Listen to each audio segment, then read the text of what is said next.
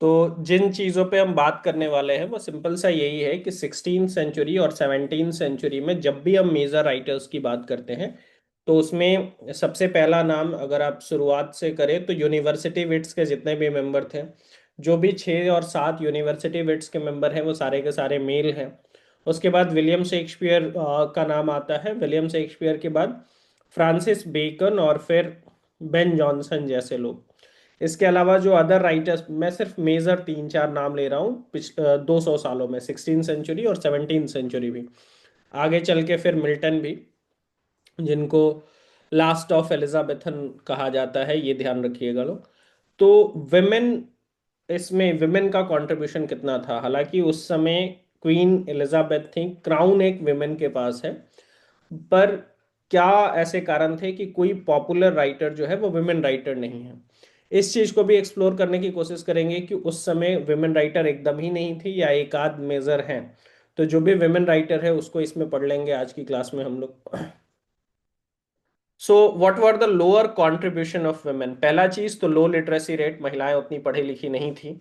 और जो भी चीजें अगर कुछ अवेलेबल भी है तो only available in manuscript. University establish हो गई थी, ऑक्सफोर्ड और कैम्ब्रिज दोनों ही भले आपका 11th और 12th सेंचुरी के दौरान एस्टैब्लिश हो गए हों।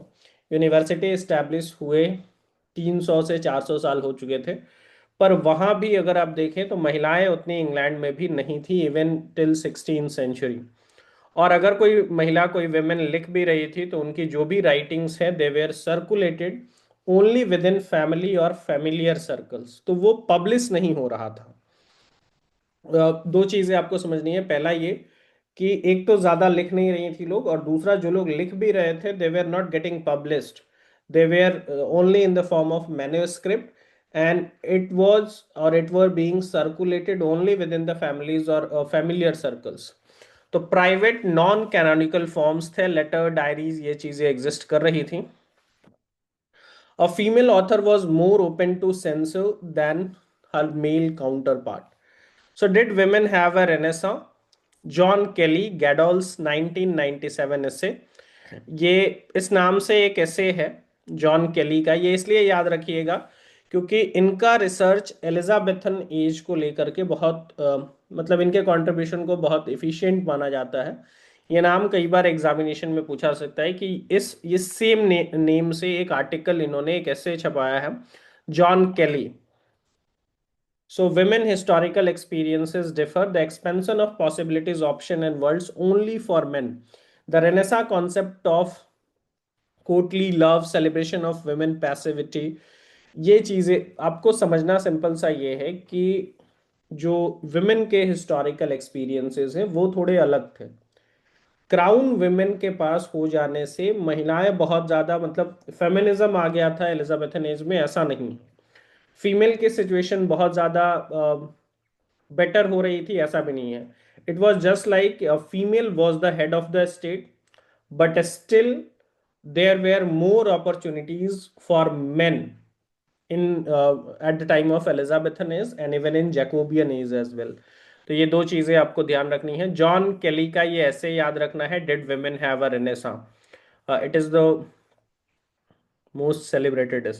So the absence of women on the literary and cultural landscape, हमने तो यहाँ तक देखा था कि जो ड्रामा परफॉर्म होते थे उसमें भी पहले तो, जैसे अगर आप यूनिवर्सिटी विट्स के देखे, आप वुमेन की कंडीशन रियल सोसाइटी में छोड़ दीजिए एलिजाबेथन एज में, आप इस चीज को समझो कि जो यूनिवर्सिटी विट्स जो लिखते थे, जैसे क्रिस्टोफर मार्लो का आप डॉक्टर फॉस्टस देखें तो पूरे डॉक्टर फॉस्टस में एक भी फीमेल कैरेक्टर इंपॉर्टेंट नहीं है। फिर उसके अलावा जितने भी आप यूनिवर्सिटी विट्स के जो ड्रामाज अगर आप देखेंगे तो उसमें प्रोमिनेंट फीमेल कैरेक्टर तक नहीं है।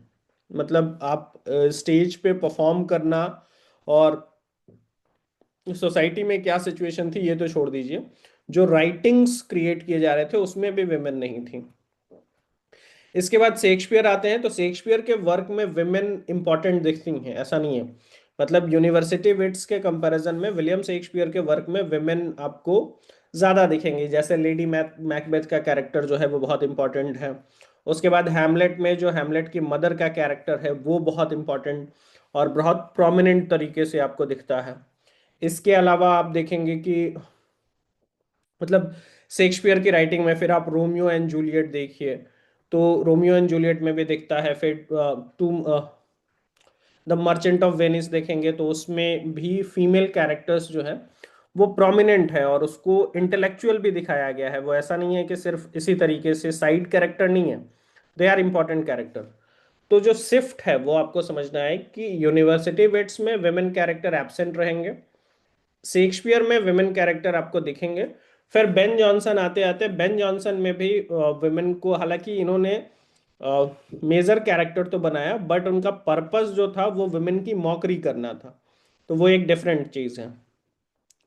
जैसे चाहे आप सीलिया का कैरेक्टर देख लें या फिर आगे चल करके जो बेन जॉनसन के जितने भी वर्क्स आएंगे उसमें विमेन जो है वो ऑब्जेक्ट ऑफ सटायर है।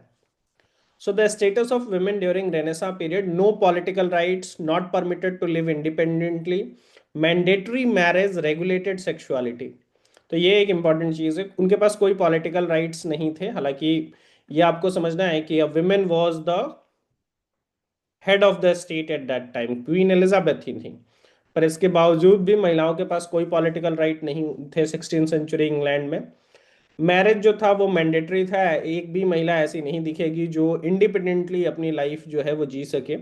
रेगुलेटेड सेक्सुअलिटी थी, disobedience could be punished, women behavior an important instrument of social control, execution of women accused of being witches।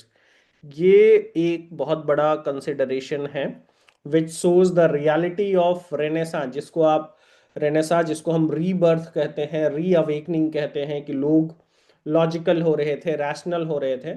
पर उस सोसाइटी में भी जिन भी महिलाओं पे ये आरोप लगता था कि वो विच हैं, विच आप समझते ही हो, चुड़ैल या मतलब बेसिकली जिसको लोग कहते हैं ना गांव में डायन होने का आरोप या इस तरीके के अगर आरोप लगते थे तो उनको एग्जीक्यूट कर दिया जाता था, लोग मार देते थे।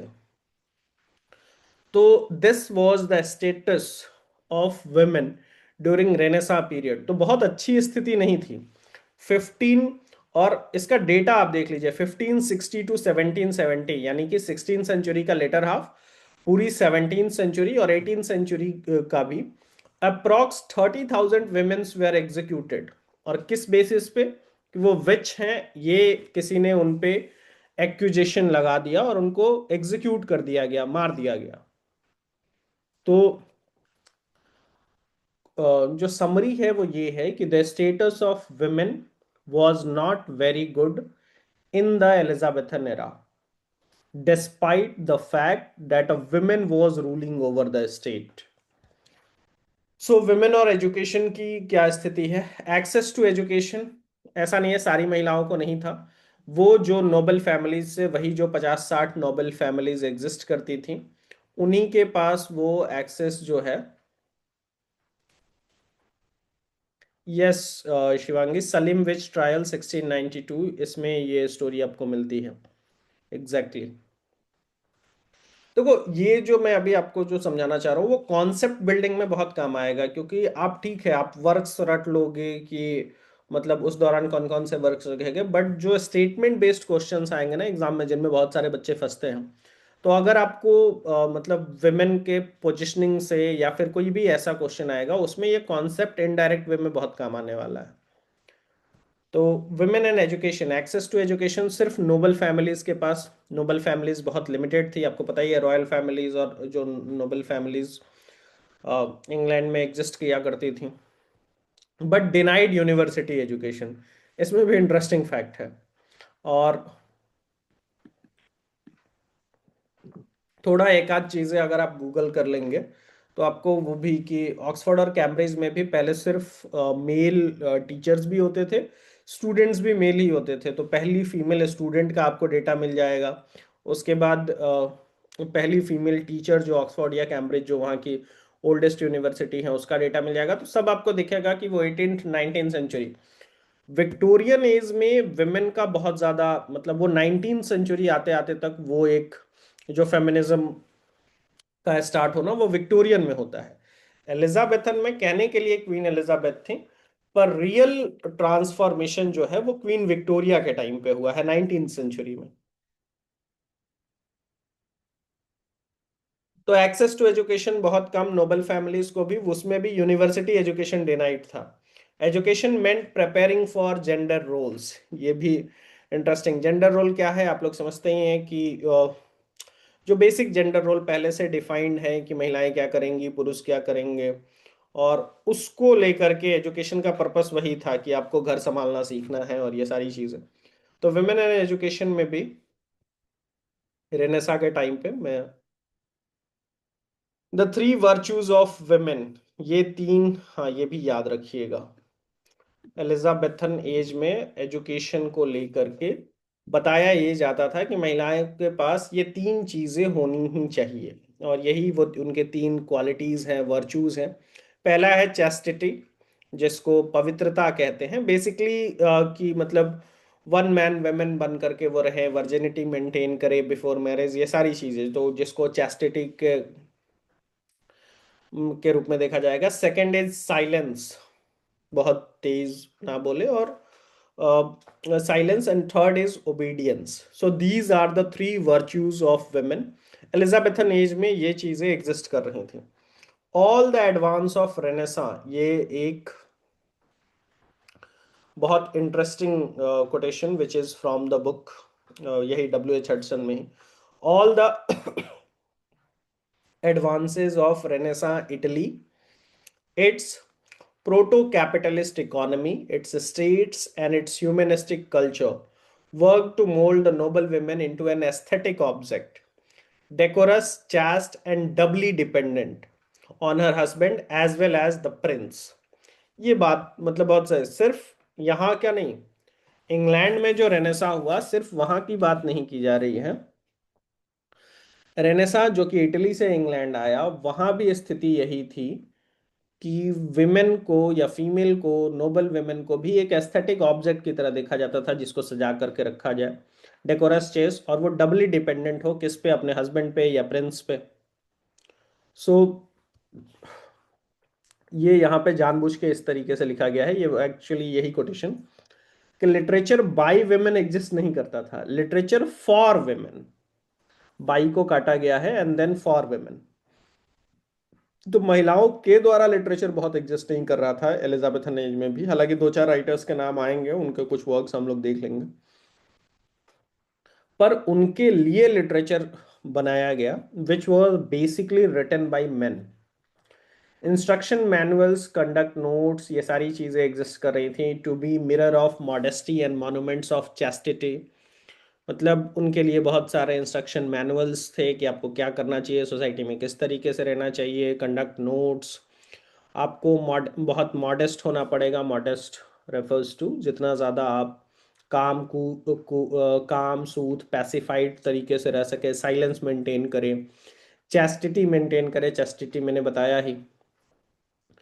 To lead a pious virtuous and Christian life, तो आप एक पवित्र जीवन जिए, एक वर्चुअस जीवन जिए, और क्रिश्चियन बेसिकली जो क्रिश्चियन लाइफ जिसको बताया जाता है उसको फॉलो करें। तो ये सिचुएशन थी।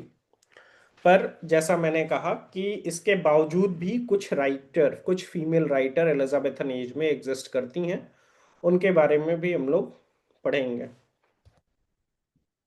तो जो पहली राइटर हैं वो है Mary Sidney. Just give me a moment.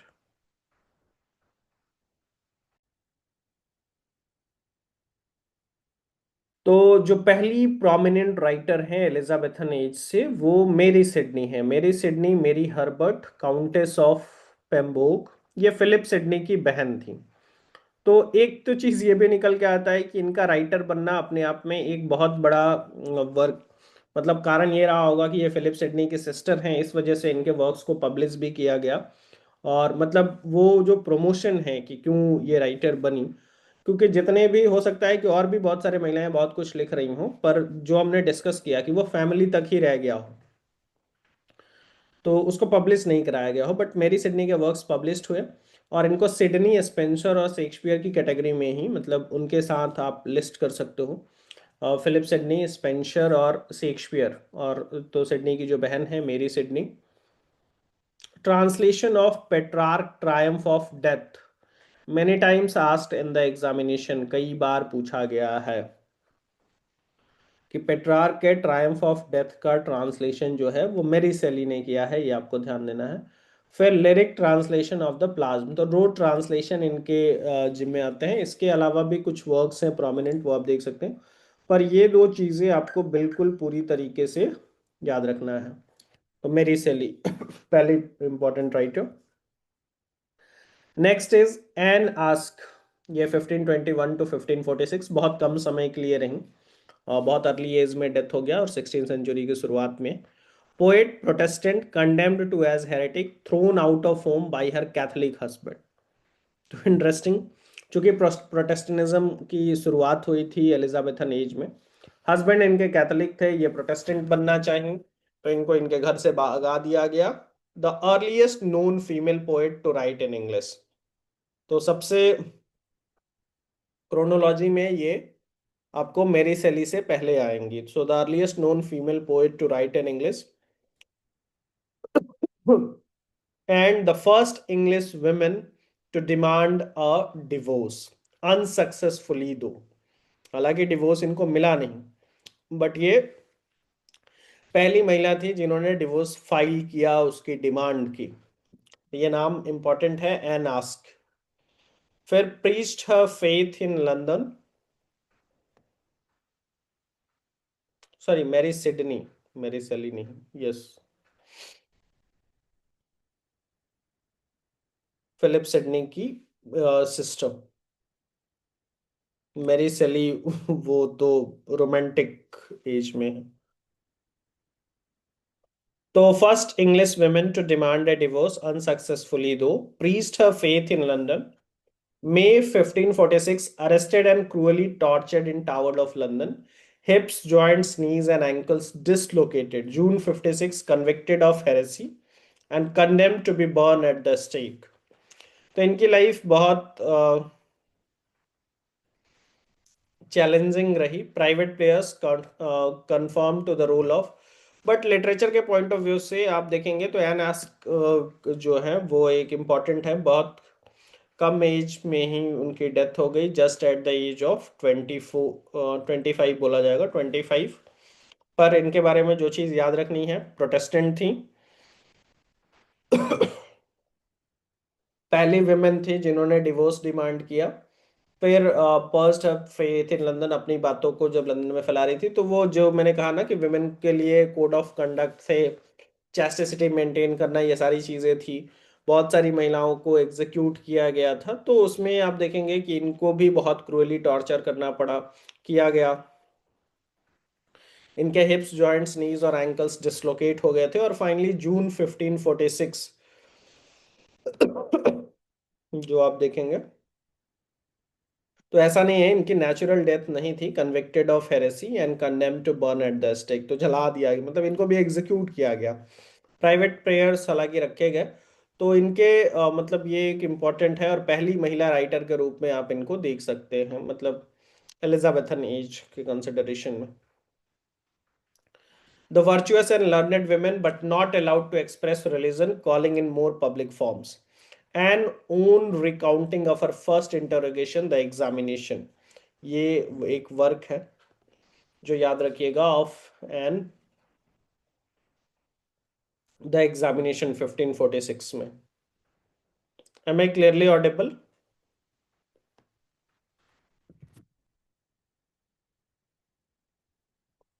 Just give me a moment.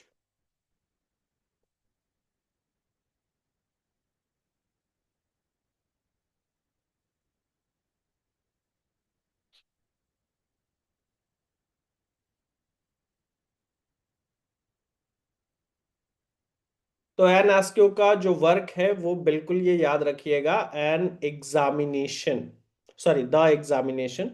जो उनकी अपनी मतलब जो भी वो टॉर्चर और जितना उनको परेशानी हुई अपनी लाइफ में, उसी से मतलब उसका ही रिकाउंटिंग है, उसी की चीज, वही उसी के एक्सप्रेशंस हैं, विच इज वेरी पॉपुलर। तो द एग्जामिनेशन बिल्कुल याद रखिएगा, which was written by Anne Askew, and she is supposed to be the first female to demand a divorce, and जिनको आप पहला राइटर भी एलिजाबेथन एज में सबसे अर्लीस्ट मान सकते हो। फिर मैरी सिडनी से पहले ये एग्जिस्ट करती हैं।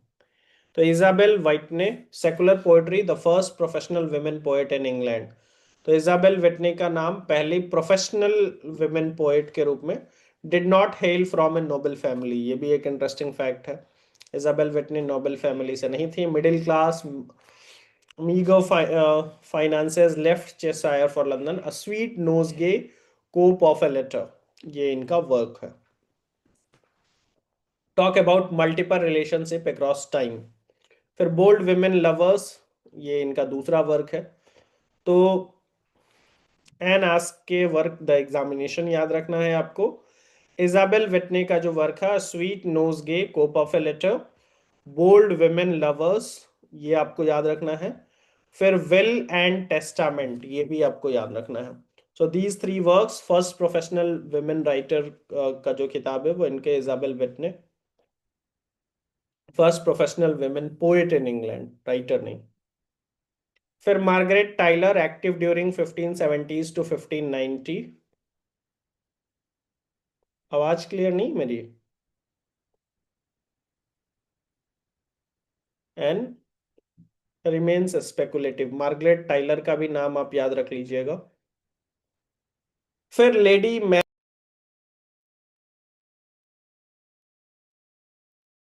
Just give me a moment.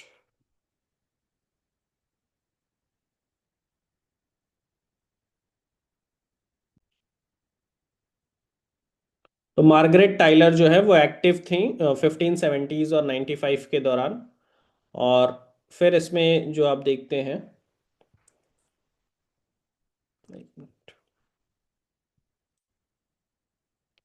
इसके अलावा आपको लेडी मैरी रोथ का नाम जो है वो आपको याद रखना है। 16th सेंचुरी के एंड में ये बात की थोड़ी सी आइटर, belongs to a distinguished literary family, include sir Philip Sidney, Mary Sidney, etc. तो ये भी सिडनी फैमिली से ही थी, lady Mary Wroth. Privileged upbringing and education, the countess of Montgomery's Urania, the first extant prose romance by an English women's. ये इनका work है, the countess of Montgomery's Urania. ये पहला एक pros romance था, poetry नहीं है ये एक प्रोज रोमांस है, 1621 में पब्लिश हुआ, written by Lady Mary Roth. It has controversial themes, acting against the accepted ideals of the established patriarchy, calling her own moral character into question. फिर पैम्फलिया to Amphilanthus, ये इनका सोनेट सीक्वेंस है। तो एक work आपको याद रखना है, the countess of Montgomery's Urania, and the other one is Pamphilia to Amphilanthus, ये सोनेट सीक्वेंस है। इसमें बहुत सारे सोनेट्स का कलेक्शन आप ऐसे समझ लीजिए। इसमें जो सेवेंथ सोनेट था, which was a women struggle in the 17th century English society between coercion and consent to a male lover. फिर लव विक्ट्री, ये इनका एक ड्रामा भी है। तो लेडी मैरी रोथ के, मतलब इनके वर्क्स कंपैरेटिवली नंबर्स में ज़्यादा हैं, ज़्यादा वॉल्यूम में इन्होंने लिखा।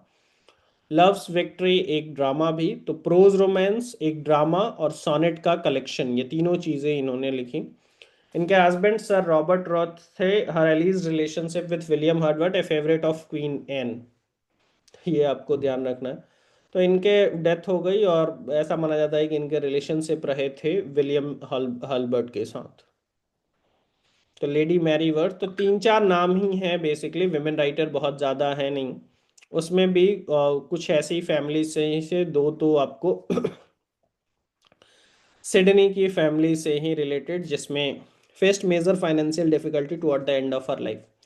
सो women voices in the city, आप देखेंगे कि एन आस्ट से लेकर के मैरी रोथ तक, ये जो तीन चार नाम हैं, पर ये अबाउट 5 जनरेशन, मतलब ऐसा नहीं है कि ये शुरुआत से, तो उस पूरे 100 ईयर्स और 150 ईयर्स में a female monarch did not change the ground rules much. ये बात जो मैं शुरू से डिस्कस कर रहा हूँ, कि ऐसा नहीं है कि जो क्राउन है वो एक महिला के पास था तो ग्राउंड रियलिटी बहुत बदल गई थी, ऐसा नहीं है। क्रिस्टीन डी पिसान, ये बहुत पॉपुलर राइटर हैं। Vision of women building their city in the book of the city of the ladies, a wish fulfilment. इन्हीं का कमेंट है कि वो the book of the city of ladies इस तरीके से है कि वो एक विश को फुलफिल करने जैसा ही है। तो बाकी कैरोलिनेज हम लोग अगले क्लास से शुरू करेंगे। विमेन हैव एन रेनेसां पे आज की क्लास में बहुत फैक्चुअल इंफॉर्मेशन भले आपको ना मिले हो, पर ये कॉन्सेप्ट बिल्डिंग के पॉइंट ऑफ व्यू से ज़रूरी था। जैसे वो आपको समझना है कि विमेन को मतलब लगभग 30,000 के आसपास विमेन को एग्जीक्यूट कर दिया गया उस लगभग 150 साल या 170 साल के पीरियड में। और ये जो तीन चार राइटर हैं, मैरी सिडनी, एन आस्क और इजाबेल विटनी और लेडी मेरी वर्थ, और उसके अलावा ये चीज़ें जो हैं, तो ये आपको थोड़ा ध्यान रखना है। तो इस ये कॉन्सेप्ट बिल्डिंग के पॉइंट ऑफ व्यू से ये क्लास आपके लिए इम्पोर्टेंट रहेगी।